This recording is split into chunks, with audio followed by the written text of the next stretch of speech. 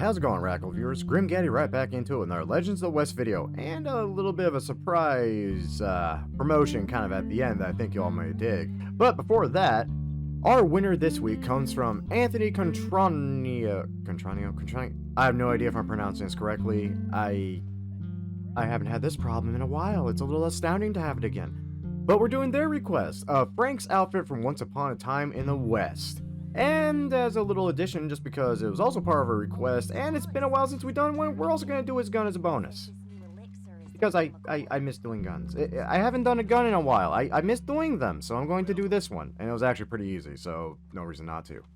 But, all that rambling aside, let's go ahead and wander into ye olde wardrobe and break down this outfit piece by piece, shall we? Starting off with, as always, the hat.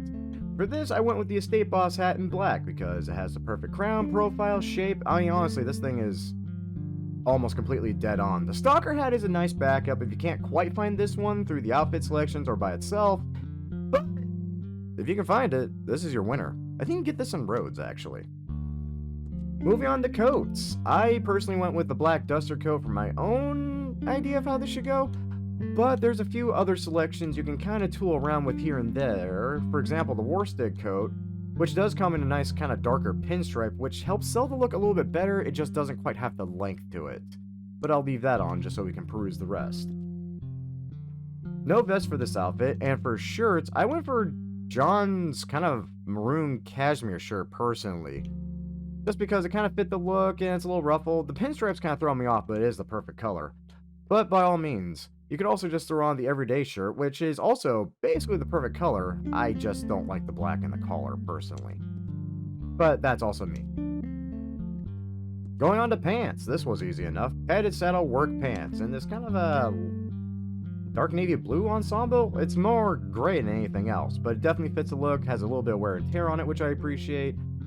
It helps sell me. It really does. Suspenders, we're not really going to see them, so they don't really matter. Chaps, we're not wearing them. Boots. This was kind of interesting. I ended up falling for the English Preacher's boots, which come in the exact color I need, and are roughly the shape and look like they've gone through the ringer a few times, which is exactly what I wanted for this look. And of course, we're going to have the boots rolled over the pants for the look. No spurs with this outfit, no mask, no bandanas, no neckwear, no gloves, weapon equipment. Regretfully, nothing fancy, just the upgraded gun belt and holsters and such. And of course, no bandoliers and so on and so forth. Satchels, talismans, all as usual, completely the dealer's choice, and that's about it for the outfit. Now, on to something we haven't done in a hot minute. We're gonna go do a gun. Hello, Sir Gunsmith. Been a while since we've been in here. Now, for Frank's gun from Once Upon a Time in the West, we want to take ye olde classic Cattleman revolver to begin with. For components, we're going to swap out the grip for an ironwood grip. For the barrel, we're going to throw on a long barrel, which is actually the perfect length we need, weirdly enough, for his gun. Rifling does nothing practically aesthetically, so hey, throw it on just for the better stats. Iron sights, once again, as usual, back in the day, if we want to stay true to the actual look of the gun, we need the stock sights. No one's going to complain, though, if you go for the improved, though. Aesthetic versus utility. I'll let you choose. Onto the meat and potatoes, the style. Now, his is more of a polished nickel, but we got more of a brushed nickel with our textures here, so I opted for silver, personally. I wanted something that actually shined and looked like it was all but chromed out, you know? And that's all you really need to do for the metal. Just throw everything on silver, or if you don't mind it being more brushed than polished, just throw on the nickel. No engravings for this gun, no carvings, and finally for the varnish, good old mahogany. We needed something with a nice, dark, consistent texture, and the ironwood with mahogany is about the best we can do with that. And that's it. There's honestly not much to it. I'm actually tickled pink, though, that I get to do a gun again. Anyway, that's it for my bit. Now on to the fun stuff.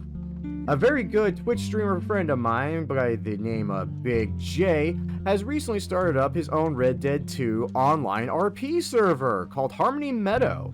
In fact, we're gonna throw up some footage from a trailer of his for that, and down below in the description, hey, we'll have a link to his Discord where you can get started in joining and potentially pal around with not just him and a bunch of other his buddies and my buddies, but also potentially me. If I can get around to getting Red Dead Online. That might be a minute. But I'm definitely looking into it. It sounds like fun. And honestly, it's been a while and I do miss screwing around online.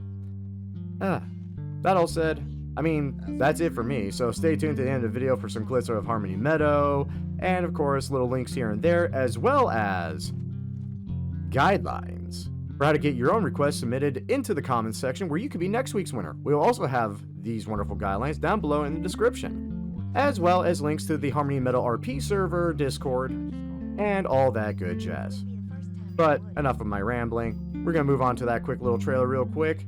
But as usual, cheers to those that love us, the losers that lost us, and as always, the lucky sons of bitches that get to meet us. And we will catch you all in the next video, or over at Harmony Meadows. See you then.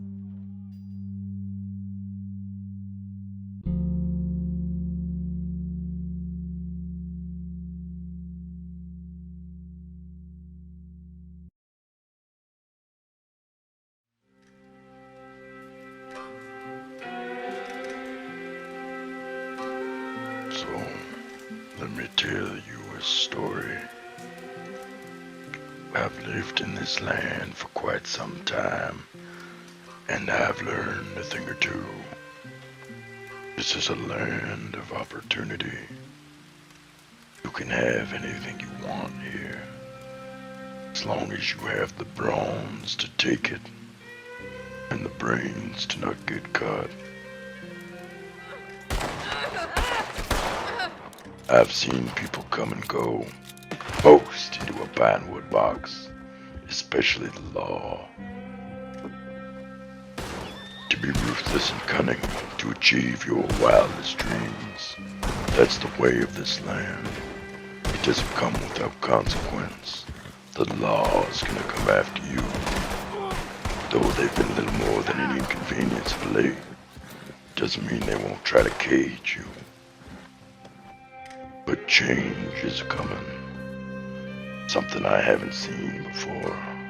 For the longest time, we outlaws have run this territory, fed off it, bled for it, to keep the land free. Weaklings and the sheriff just pray to keep the wheel a-turning. But now, there's an outcry from this land. People want to bring peace, order, and civilization to the land. The old sheriff of Valentine, Jacob Kings, that son of a bitch, has had enough.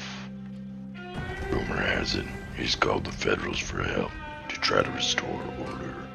President McKinley, in his infinite wisdom, thinks this is an opportunity to tame the West, send out the big guns.